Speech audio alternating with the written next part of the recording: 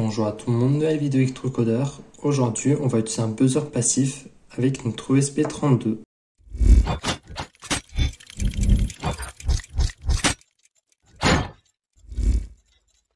Donc dans la vidéo d'aujourd'hui, on va utiliser un buzzer passif. Dans la dernière vidéo, on avait utilisé un buzzer actif.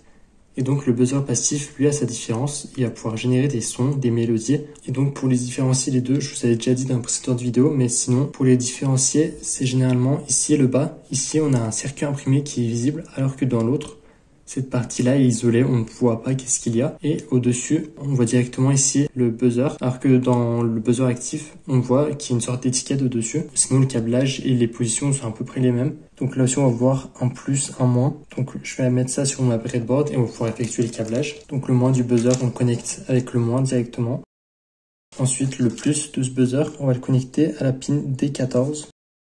Et voilà, niveau câblage, c'est terminé. Donc à présent, on va pouvoir passer au programme. Donc à présent, on peut passer au programme. Donc dans le programme, on a import machine, on commence par ça. Ensuite, on fait import time pour pouvoir gérer le temps. Ici, on va créer différentes fréquences avec des notes musicales, donc en Hertz ici. On va créer un objet PWM qu'on va assigner à la pin 14, qui sera donc le buzzer. On va créer une fonction tone assez équivalente avec les fonctions qu'on a sur l'Arduino. Donc cette fonction, on va lui renseigner les pins. On va lui renseigner la pin dans laquelle on veut générer du son, la fréquence et la durée. Quand ça va être les variables qui ont été faites ici. Et la durée, ça sera par exemple 250 millisecondes. Et une fois qu'on a fini de jouer la mélodie, on arrête. Donc ce qui se passe ici, on va faire appel à notre fonction tone qu'on vient juste de créer en utilisant la pin buzzer, donc la pin 14.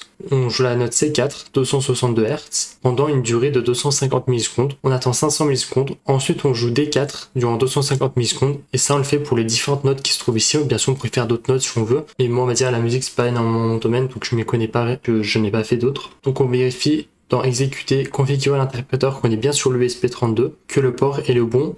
Et ensuite, on peut faire exécuter le script et là, vous allez entendre un petit bruit.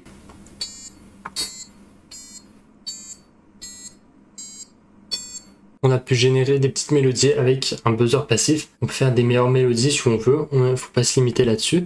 Mais moi, c'est juste pour vous montrer comment il marche assez rapidement. Donc, j'espère que cette vidéo vous a plu. Si c'est le cas, alors vous pouvez vous abonner, liker, partager et commenter. C'était Electrocodeur. Ciao!